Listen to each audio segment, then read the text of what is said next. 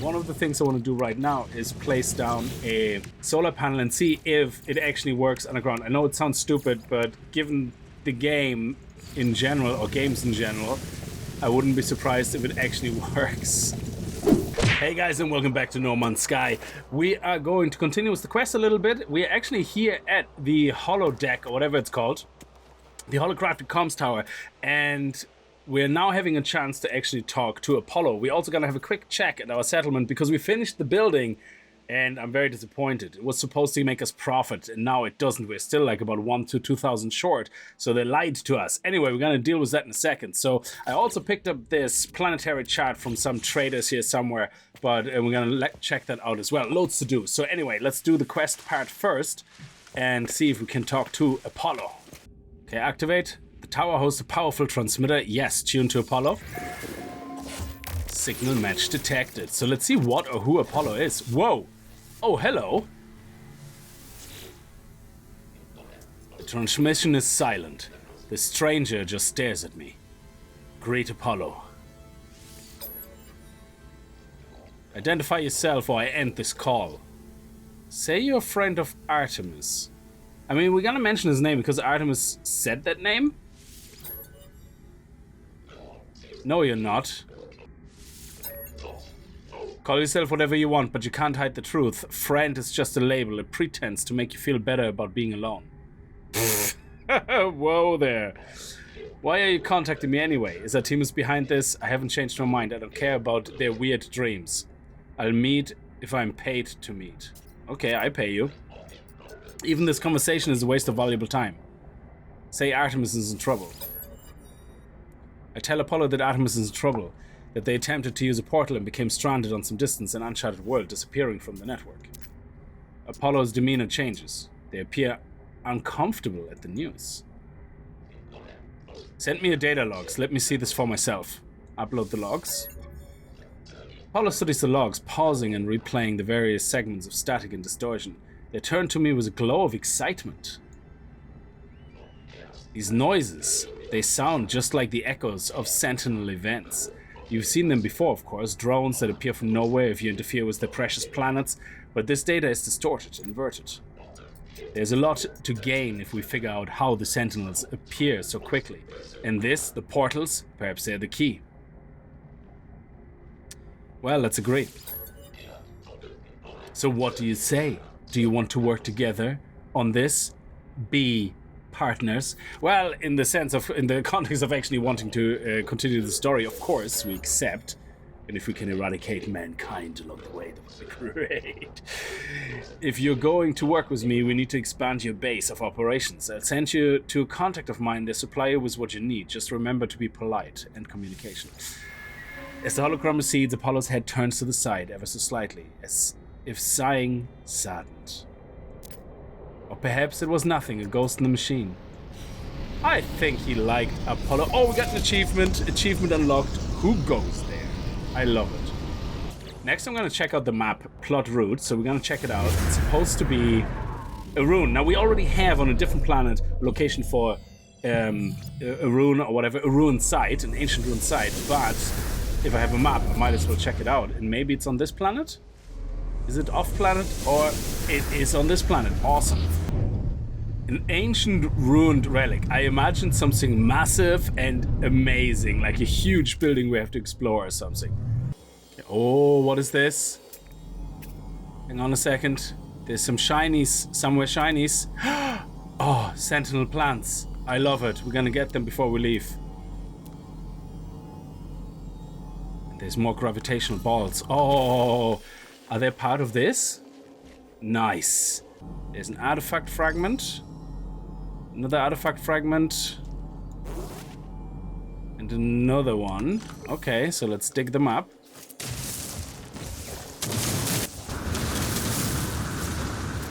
Oh, this might be a bigger job, I see. Oh, what do we have here? Oh, an ancient key.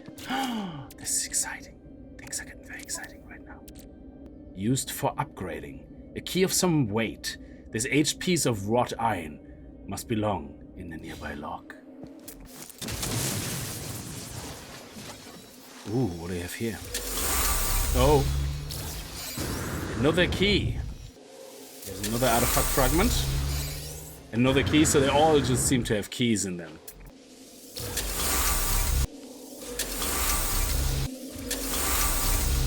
Okay, we got all the keys, and there's multiple gravitational balls. If they're like the other shinies on the planet, we usually have some... Ooh, there we go. We're gonna get some visitors now. Yeah, I knew it. So I should have left the shinies until the end. Basically running in circles seems to have taken care of it. Okay, let's go back down and get the chest first, and then the last ball. So let's unearth the ball, get the chest.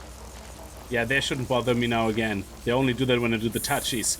These balls are actually worth a lot of money, aren't they? Yeah, they're 40,000 each. That's pretty nice. I really want to dig out this whole structure for some reason. I don't know why.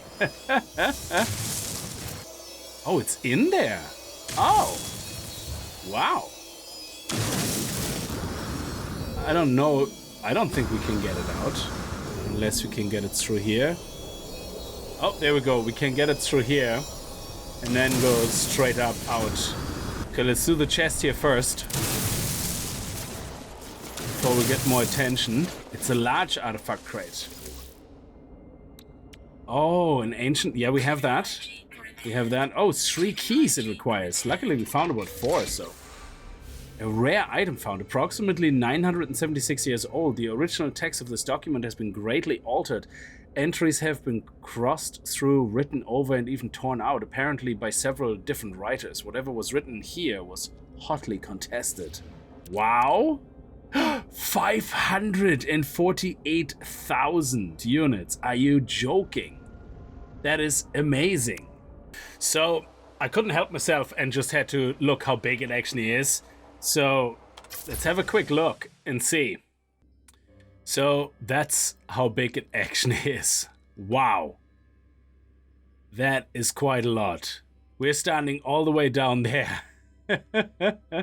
Which I assume was the entrance to a massive palace. A little chest there. We're standing right over there. Waving hello. And right here we had a bridge, I guess, connecting to the rest of the building, which collapsed over time. And then we had the remnants of some other buildings over here. Possibly the servant quarters. I wonder what this actually looked like when it was in its full glory. And here we have the main ancient treasure chest that we needed the 3 keys for. This is gigantic. Alright, I don't know what the escape plan is, but we're taking the last ball. And we're running for it, we're running for it. I think we can just go vertically. It should give us a boost, because we get infinite... there we go, quick, quick, quick, quick, quick. I think we get infinite... Oh my god, I've been detected, I'm going to die. Yeah, we're out. Whew, okay. We should be getting infinite boost, basically, if we're going on a vertical wall. Okay, we're gonna take off. Well, we're not gonna take off, because if you take off, you're gonna have sentinels to fight with in space. So what we're doing actually is just speeding and flying away. So our settlement is coming together nicely. And as you can see, I have my save point here. I have a save beacon there, and I have a little base here. I'm just basically testing the environment and base building in the environment and all that, you know. I'm not building too close to here, because the settlement itself, basically, you can't build in. Well, not exactly. Yeah, you can make a base computer and put it like about 300. I think once I was about 350 U away, I was able to put a base computer down, and you can actually build closer to the settlement and then eventually build into the settlement. But seeing that the settlement expands by itself every time you add a new building, I would be afraid it would just either completely destroy what I built and just build over it, and it's gonna look awful and I won't be able to remove my parts, or it will actually not be able to place something because I built there. So I'm trying to just build away from it, but I want to build something in there. And that's what that is about, but I'm gonna show you that in a second a little bit. Now, what I'm a bit disappointed about is At the time, we had 216,216 216 production, and we had 259,662 maintenance cost. Yeah, so that came to something like 43,000 or something debt every day. The building we built is supposed to give us 44,000 plus 44,000. So unless our maintenance increased, I'm not sure why we're still not making profit, because as you can see here, this is stuck at 255,000, which is, let me see, we were at 216, so that's 49, that's actually only 39,000. So this is not giving us what it was promised at all. This is a new feature, so yeah, there's a lot of things probably that are gonna be not working properly or whatever. So what do we have to do? A stranger named Scout Aina has requested an audience. They offer tribute presenting a gift of star silk, their smile. Do you know what? We're gonna exchange gifts even if it's dead, because I think that's the right thing to do. These guys are like, you know, the quarks of the galaxy. So let's do that. And let's be nice, basically give something in return, and maybe we're gonna increase some standing or something. I don't know. Settlement status, oh, settlement debt, yeah, incurred, I know. But I got some silk. Oh, I didn't get the silk because I had too much in my inventory when I was digging out that silly thing. We might have lost the silk because our inventory was full, but we got blessed by the Atlas, improved citizen happiness. So our happiness went probably from completely crap to medium crap. Also, we got 2 citizens. Huh, that was 52 a second ago, I think. And now it's 54. So this is the building that actually we finished. It's the marketplace, which is not making as much money as I thought it would, and nobody seems to be working in it.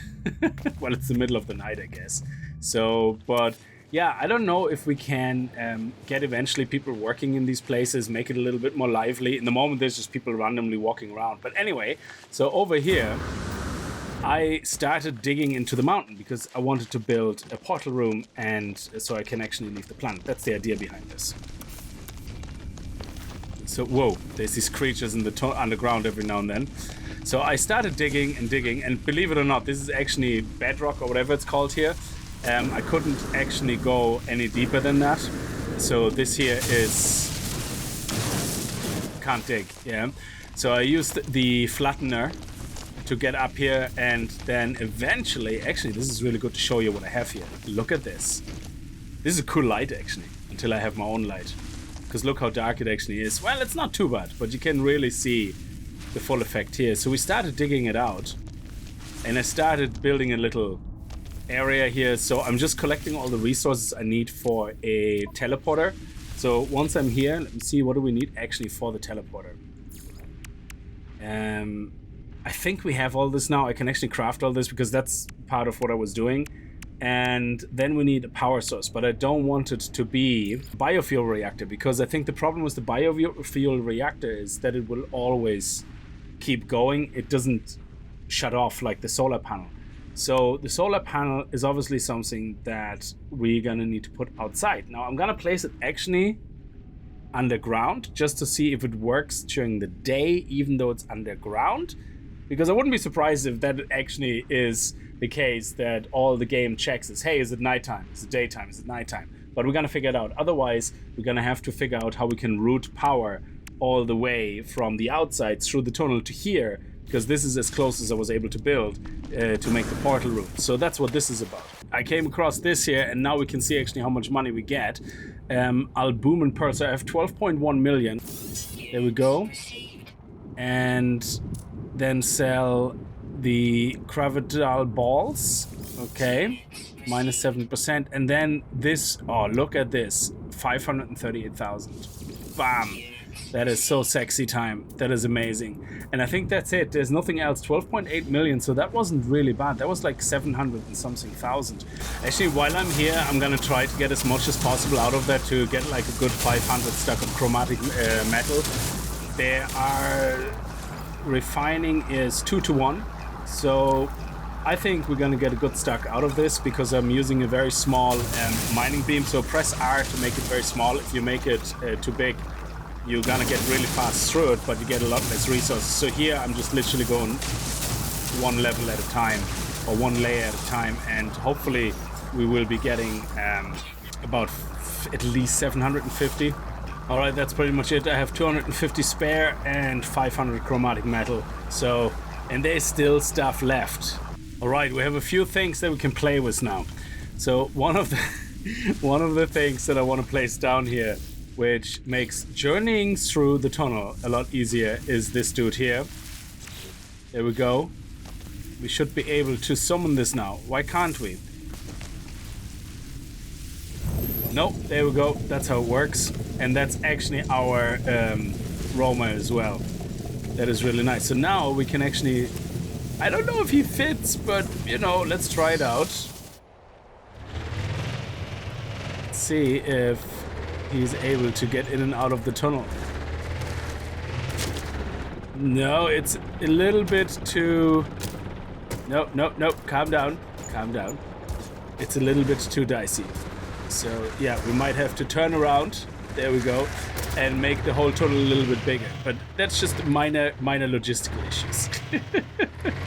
Okay, so now with this not working, let's see if we can get anything else working. One of the things I want to do right now is place down a solar panel and see if it actually works underground. I know it sounds stupid, but given the game in general, or games in general, I wouldn't be surprised if it actually works.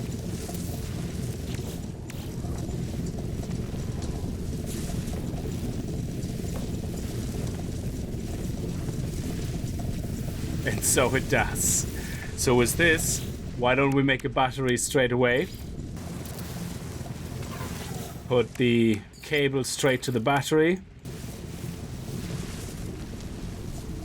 There we go. Now this should charge. Beautiful. Game logic, gotta love it. And then we're going to put the teleporter right here. Now we do get free teleportation. Now if you find a settlement, if you haven't played around with it yet, yeah, the settlement's headquarters, your headquarter, your main thing where you operate in, that you constantly interact with, that is actually a teleporter destination. So if you go to any other teleporter, you can select your settlement. It will by default get a teleportation target, but you have to fly away from it all the time. So instead of doing that to save fuel, I thought, you know what, why don't we do this? But not only that, actually what I want to do is I want to place this here, and that should be nicely with inside the building, yes. And then I also want to build, I don't know if I have the resources for that though yet. I also want to build a floor switch. We need ferret dust and ionized cobalt. I think I have that only at home in my base, but that's okay because now we actually can go to my base. Now the only thing I'm worried about is, where will my spaceship be if we use this portal? Let's figure it out. For now. There we go. And let's go home to our base. I was just in my base getting some resources and getting what we need. We have the ferret dust here. There we go. And this is what I was talking about. So you step on it, it turns it on. You step off it, it's off. Now I know I have lots of batteries that don't need to conserve power, but to me in my head, I think it's only logical that this is not constantly powered. I mean, why? I can always get here, no problem. I just can't leave. So there you go. Now I can leave as well. And we're going back to our bases. Now, will my ship be somewhere underground, completely messed about?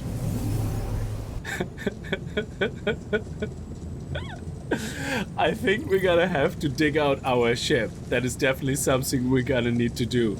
But what I want to do now is I want to disconnect these cables and then X for delete.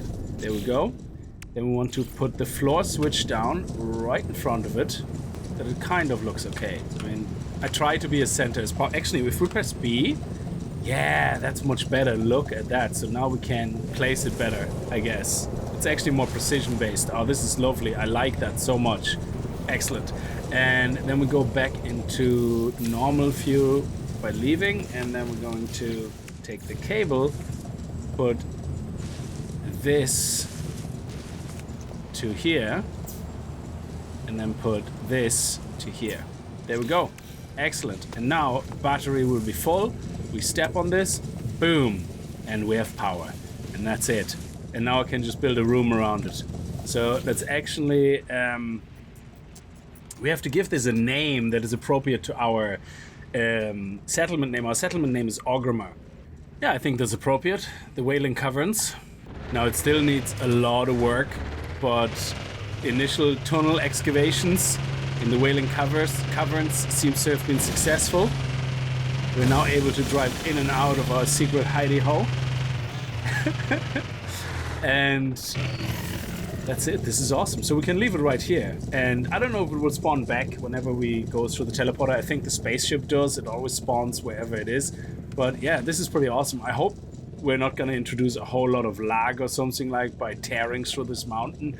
Let me know in the comments below if you have any experience building cavern bases and any issues you encounter. I think what we really need to do is build like walls that go all the way up or something to where we want to go, and platforms or something so we can actually very smoothly like go in and out of it. But yeah, that's a whole different story. This is just something I wanted to do quickly for the teleporter. Elaborate base is not going to happen in there for a long time, especially if it's so glitchy, because sometimes the floor is missing and you have to kind of mine it a little bit again, excavate it a little bit again for it to be appearing again. So yeah, it's definitely something I don't want to be messing around with too much. All right, and now that this is a thing, an underground teleportation room, which I probably will regret, because if you think about it, everything is unstable here. So yeah, we'll see. It's only meant for a teleporter, so at least we had a little bit of fun with it. But yeah, like I said earlier, let me know in the comments below if you have experiences with building cave bases and have any tips on what works nicely and what you use to sort out any glitchy terrain or anything. But anyway, I'm gonna leave this episode here. I really hope you had a good time with it. If you did, remember to kick that like button in the balls, and I hope I see you guys in the next episode. And if you're new to the channel and you like what you see, hit that subscribe button, and see you guys next time. Until then, as always, viel Spaß and happy gaming. I just had to put that as a little afterthought in. I was just about to wrap up and I was flying around the planet and I came across this building here, this trade building, and it had a multi-tool. And yes, it's an S-class multi-tool. It's beautiful. So what we're gonna do is, I have already another multi-tool. It's not an S-class, but it's bigger than this. But I didn't want to lose at the time all the scanning upgrades and everything, so I'm just gonna exchange it, trade the multi-tool in, and that's it. I'm surprised actually I can exchange it without paying for it. Do I still have to pay for it? Well, we'll see. Here we go. So do I still have the other multi-tool though? I still have 2 and 3. Yeah, except that 2 is now the new one. Okay, so this is our new multi-tool. It looks a bit boring in color, but that's okay. And we can put a lot of the upgrades in that I have. That's fine. We're gonna buy some of the scanner mods again and make sure that we get really nice S-class scanner upgrades for this. This is amazing. So we finally, and we have an S-class resources mined plus 50%. Oh man, that is amazing. Oh, look at that beauty.